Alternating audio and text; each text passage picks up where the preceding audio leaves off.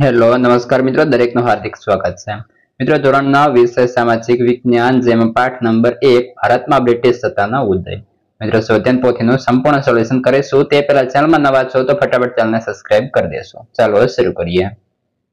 વિભાગ એથી શરૂ કરીએ છીએ, જેની અંદર પ્રશ્ન 1 માં આપણને જોડકા જે છે આપેલા છે. તો પહેલો અ અને સામે બ છે. તો કેપ ઓફ ગુડ હોપ તો આવશે બાર્થોલોમ્યુઝ ડાયઝ. ત્યારબાદ અમેરિકા ખંડ તો આવશે ક્રિસ્ટોફર કોલમ્બસ. કાલિકટ બંદર વિલિયમ હોકિન્સ. સહાયકારી યોજના બનાવનાર વેલેસ્લી. અને ઉગદાર ગવર્નર જનરલ તો આવશે વિલિયમ બેન્ટિક. ત્યારબાદ આગળ ખરા કે ખોટા. પહેલું પોર્ટુગીઝ નાવિક વાસ્કો ગામાએ ભારત આવવાના જળમાર્ગની શોધ કરી. સાચું. ઈસવીસન 1616 માં ભારતમાં વેપાર કરવા ઈસ્ટ ઇન્ડિયા કંપનીનું આગમન થયું. ખોટું. મૈસૂરના વાઘ તરીકે હૈદર અલી જાણીતો હતો. ખોટું. ત્યારબાદ ચાર્લ્સ વુડની ભલામણથી મુંબઈ, મદ્રાસ, કોલકાતા યુનિવર્સિટીની સ્થાપના થઈ. સાચું. વિલિયમ બેન્ટિકે કંપનીનો રાજ્ય વિસ્તાર વધારવા જીપ જપ્તી અને ખાલસા નીતિ અપનાવી. ખોટું.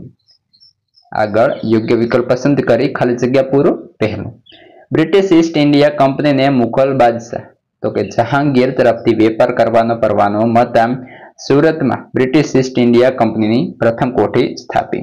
ત્યારબાદ ઈસવીસન 1668 માં ભારતમાં વેપાર કરવા ફ્રેન્ચ ઈસ્ટ ઇન્ડિયા કંપનીનું આગમન થયું. 3 દ્વિમુખી શાસન પદ્ધતિ બાદ બંગાળની આર્થિક ચમક ઝાંખી પડી ગઈ. 4 ભારતનો ખેડૂત કંપનીની અન્યાયી મહેસૂલી નીતિથી પાયમાલ અને દેવાદાર બન્યો. મિત્રો આપણે ચેનલ પર તમામ વિષયના સ્વાધ્યાય પોથી, સ્વાધ્યાય નકશા પોથી, પ્રયોગ પોથી તમામનું સોલ્યુશન ઉપલબ્ધ છે, જેની લિંક આ વિડીયોના ડિસ્ક્રિપ્શનમાં આપેલી છે. 5મી ખાલી જગ્યા ઈસવીસન 1853 માં ભારતમાં સૌપ્રથમ રેલવે તો કે મુંબઈ અને થાણા વચ્ચે શરૂ થઈ હતી. યોગ્ય વિકલ્પ પસંદ કરી આપણે ખાલી જગ્યાઓ સાચો ઉત્તર પસંદ કરવાનો છે. ભારતમાં આવેલી પોર્ટુગીઝ પ્રજાના આગમન સમય રેખા ગોઠવતો ક્રમ સાચો લખવાનો છે. તો પહેલા આવશે પોર્ટુગીઝ, ડચ, ડેનિશ અને ફ્રેન્ચ. ઓપ્શન બી સાચું બનશે. નીચેનામાંથી કયું વિધાન ખોટું છે? તો ઓપ્શન સી પ્લેસીના યુદ્ધથી કંપનીને બંગાળ, બિહાર અને ઓરિસ્સાની દીવાની સત્તા મળી.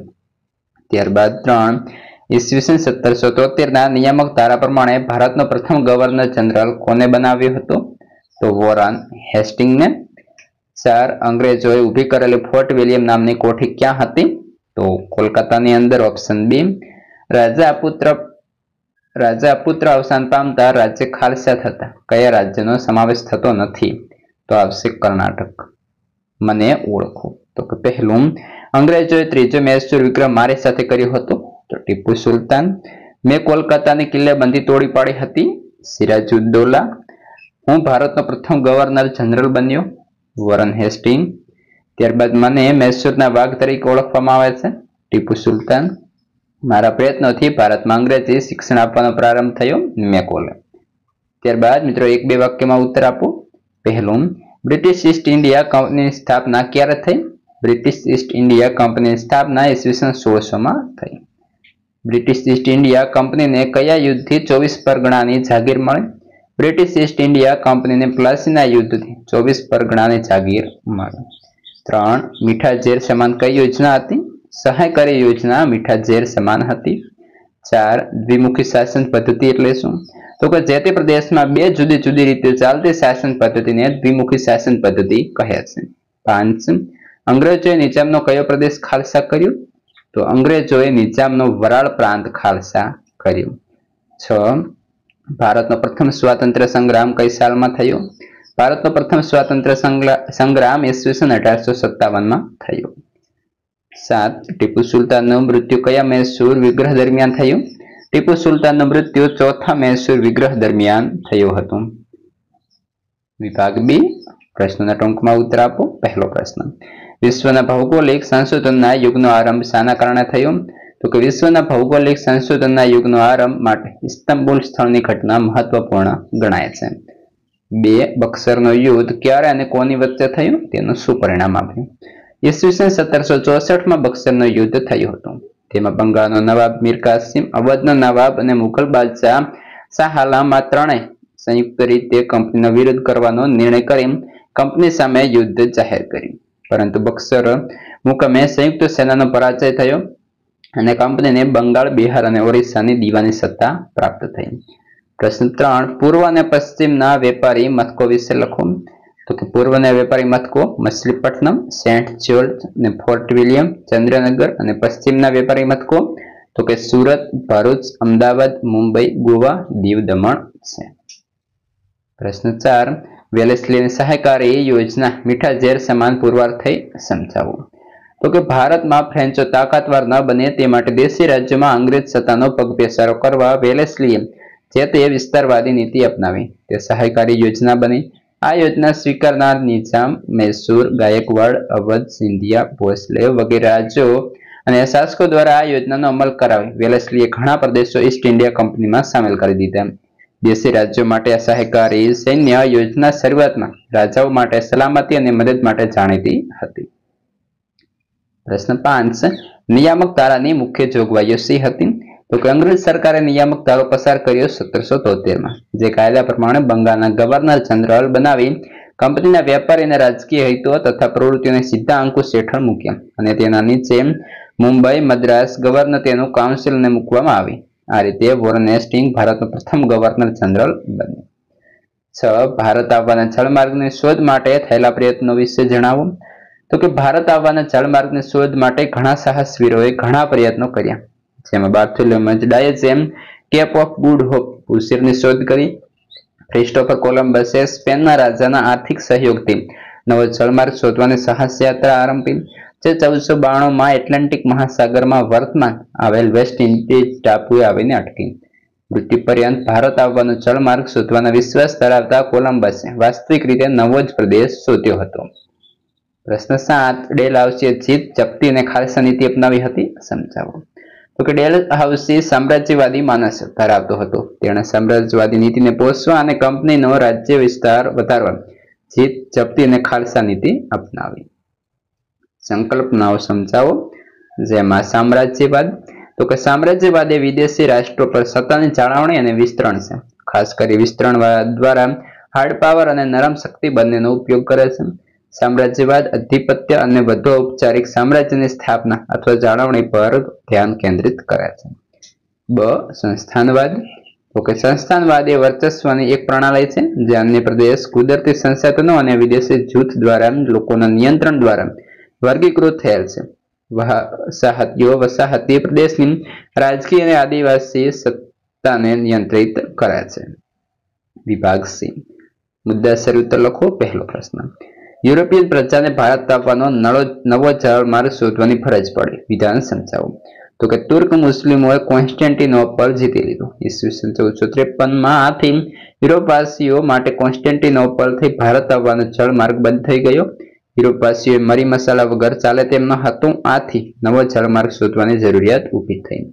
પ્રશ્ન 2. પ્લાસીનું યુદ્ધ ટૂંકનો જ લખો. તો કે બંગાળના સિરાજુદ્દૌલાનું શાસન હતું. બંગાળમાં સિરાજુદ્દૌલાનું શાસન હતું.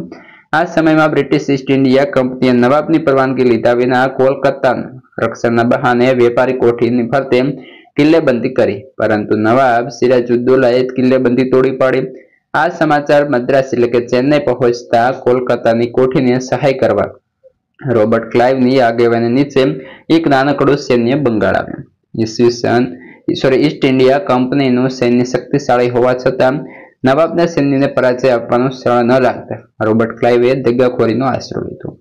નવાબને પરાજય આપવા ષડયંત્ર ઘડી કાઢવામાં આવ્યું, જેમાં સેનાપતિ મિર્જાફર શેઠ હમીરચંદને કાવતરામાં સામેલ કર્યા અને કંપનીને નવાબ કનડગત કરે છે એવા બહાના નીચે લાવી પ્લાસી નામના ગામ પાસે મેદાનમાં યુદ્ધ જાહેર કર્યું.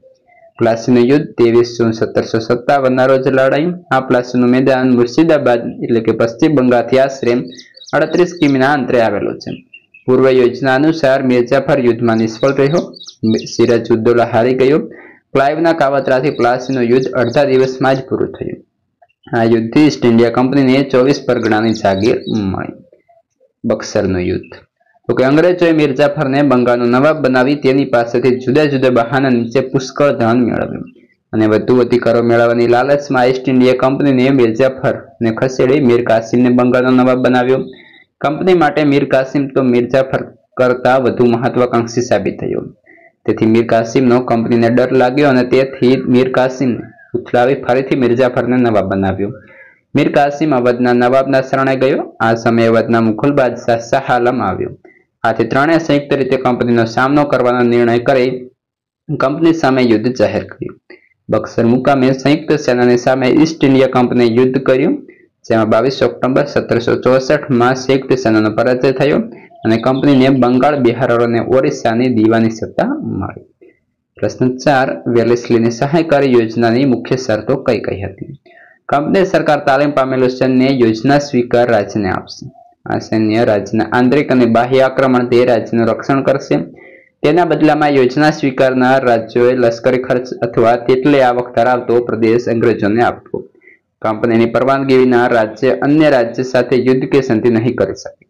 રાજ્યના દરબારમાં એક અંગ્રેજ પ્રતિનિધિ રાખવો અને અન્ય વિદેશી પોતાના રાજ્યમાં નોકરી રાખવો નહીં. પ્રશ્ન 5. ડેલ હાઉસે કયા કયા સુધારાત્મક કાર્યો કર્યા?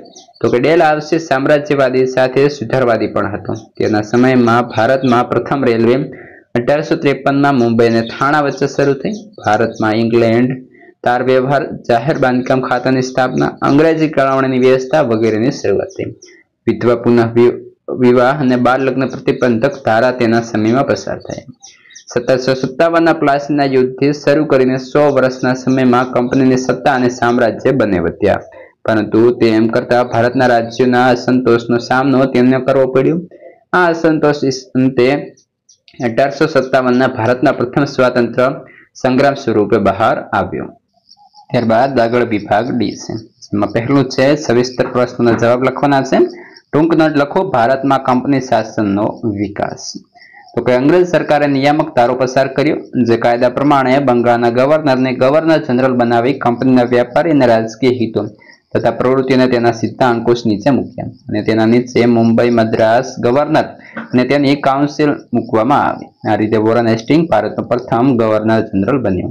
તેના સમયમાં મરાઠાઓ સાથે પ્રથમ મરાઠા વિગ્રહ અને મૈસૂરના હૈદર અલી સાથે દ્વિતીય મૈસૂર વિગ્રહ થયો.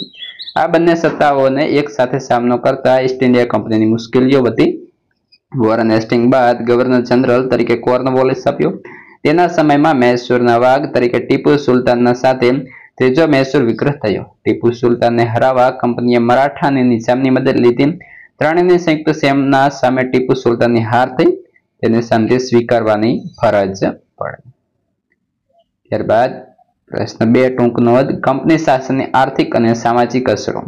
તો કે જ્યારે આપણે કંપની શાસનનું સર્વેયુ તૈયાર કરીએ છીએ ત્યારે ખ્યાલ આવે છે કે ભારત દેશ જે છેલ્લી સદીઓથી દુનિયાના દેશોમાં આર્થિક રીતે ગૌરવભર્યું સ્થાન ભોગવતો હતો, તે કંપની શાસનના 100 વર્ષના શાસનકાળમાં ઇંગ્લેન્ડ માટે કાચો માલ પેદા કરનાર અને કારખાનામાં તૈયાર થયેલ માલ માટે બજારની ગરજ સારનારો દેશ બનાવી દીધો. બંગાળ સુતરાઉ કાપડ, રાચું રેશમ, ખાંડ, શણ, મલમલની નિકાસ કરતું હતું, પરંતુ દ્વિમુખી શાસન પદ્ધતિ બાદ બંગાળની આર્થિક ચમક ઝાંખી પડી ગઈ. કંપનીની અન્યાયી મહેસૂલ નીતિથી ભારતનો ખેડૂત પાયમાલ અને દેવદાર બન્યો. અંગ્રેજ સરકારે ઇંગ્લેન્ડના ઉદ્યોગોને વિકસાવવા ભારતમાં કાપડ ઉદ્યોગ પર અન્યાયી જકાત નાખી. ભારતના હુન્નર ઉદ્યોગોને કચડી નાખવા વિવિધ અયોગ્ય રીત રસમ અપનાવી, જેથી ભારતના ઉદ્યોગ ધંધા પડી ભાંગ્યા. ભારતનો કારીગર ગરીબ અને બેરોજગાર બન્યો. કંપનીના વેપારીઓ ખાનગી વેપાર કરી બંગાળના કારીગરો પાસે ટૂંકી મુદતના ચોક્કસ જથ્થામાં કાપડ વણીને પૂરું પાડવાનો કોન્ટ્રાક્ટ લખાવી લેતા અને કારીગર જો ઇનકાર કરે તો તેને ફટકા મારવાની કે જેલની સજા થતી. કંપનીના આગમન પહેલા ભારતમાં ગામડા સ્વાવલંબી અને સમૃદ્ધ હતા, જે અંગ્રેજોના શાસનની અસરથી ગરીબ અને પરાધીન બન્યા. ઈસ્ટ ઇન્ડિયા કંપનીના શાસનકાળમાં ભારતમાં મુંબઈ અને થાણા વચ્ચે પ્રથમ રેલવે, ઇંગ્લેન્ડ ભારત વચ્ચે આગબોટ સેવાની શરૂઆત અને મુંબઈ, મદ્રાસ અને કોલકાતા જેવા મહાબંદરોનો વિકાસ થયો. બ્રિટિશ વહીવટ દરમિયાન વર્તમાનપત્રો વિકાસથી ભારતીય પ્રજામાં વિચાર, વાણી સ્વતંત્રની ભાવના વિકસી. એ સમય દરમિયાન ભારતીય સમાજમાં કેટલાક પ્રદેશોમાં કુરિવાજો હતા, જેમાં સતી પ્રથા, દૂધપીતી કરવાનો રિવાજ, બાળ લગ્ન વગેરે અંગ્રેજોના સંપર્કથી રાજા રામમોહન રાય, દુર્ગારામ મહેતા, બહેરામજી મલબારી વગેરે કુરિવાજો દૂર કરવા કાયદા કરાવ્યા. ભારતમાં વહીવટી માળખું અંગ્રેજીકરણ થતાં અંગ્રેજી જાણકાર લોકોની જરૂરિયાત ઊભી થઈ. પરિણામે મેકોલોના પ્રયત્નથી ભારતમાં અંગ્રેજી શિક્ષણ આપવાનો પ્રારંભ થયો. ચાર્લ્સ વુડની ભલામણથી मुंबई, मद्रास ने कोलकाता में यूनिवर्सिटी की स्थापना थई। अंग्रेज शिक्षणना कारणे भारतमां अंग्रेजी जाणनारो वर्ग उभो थयो। समय जता तेणे सुधारवादी मागणीओ करी सुधारणानी प्रक्रियाने वेग मळ्यो। त्यारबाद मित्रों प्रश्न 3 छे जे तमारे नक्शानी अंदर पूरवानो रहेशे। त्यारबाद आगळनो मित्रों जे विडियो छे जेनी लिंक तमने आ विडियो डिस्क्रिप्शन में मळी जशे अने अन्य विषयोनी पण लिंक त्यां मळी जशे। आ विडियो तमारा मित्रोने शेर करी देशो।